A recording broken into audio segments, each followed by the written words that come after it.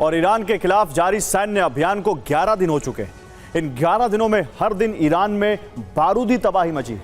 इस तबाही पर अमेरिका और इजरायल का दावा है कि ईरान की शक्ति को उन्होंने करीब करीब नष्ट कर दिया है, लेकिन इजरायल समेत अरब देशों में विनाशकारी धमाके करने वाली मिसाइलें इन दावों पर भारी पड़ रही हैं, जिसका संकेत ट्रंप ने भी दिया है। तो क्या ट्रंप इस युद्ध को और भड़काएंगे या फिर बारूदी विनाश पर विराम लगाएंगे? देखिए इस रिपोर्ट में।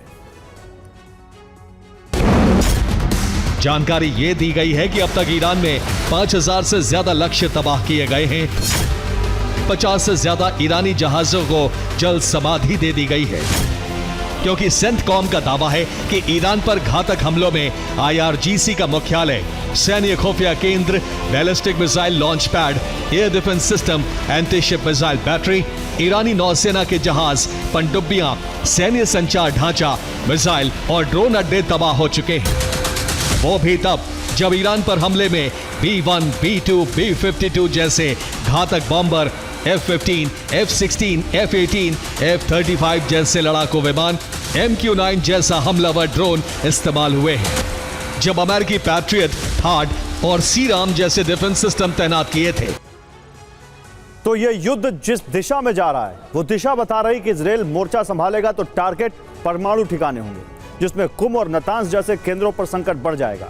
इसके साथ ही इजरायल मिसाइल और ड्रोन भंडार को भी टारगेट करेगा, जिसमें इस्फहान और करज के लॉन्च पैड को तबाह करने की कोशिश होगी।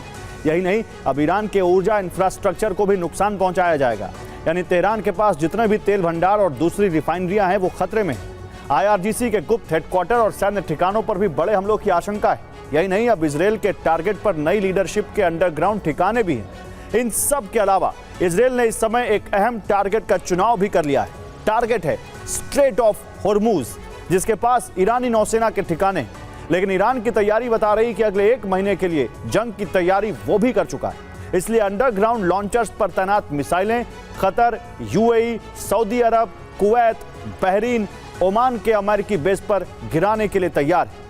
इसके अलावा दूसरी तैयारी ऊर्जा संकट खड़ा करने की है, जिसमें स्ट्रेट ऑफ हॉर्मूज पहले ही बंद कर दिया गया है और जो ऑयल या गैस टैंकर गुजर रहे हैं उन पर हमला जारी है। जबकि ईरान आने वाले दिनों में अपने प्रॉक्सी नेटवर्क को भी फ्रंट पर ला सकता है, जिसमें हिजबुल्लाह तो हमला करेगा ही, हूती लाल सागर पर कब्जे के लिए जंग छेड़ेगा। ईरान का 70% मिसाइल नेटवर्क तबाह हो चुका है। परमाणु प्रयोगशाला खाक हो गई है कि ईरान के 460 मिसाइल लॉन्चर्स भी तबाह कर दिए गए हैं।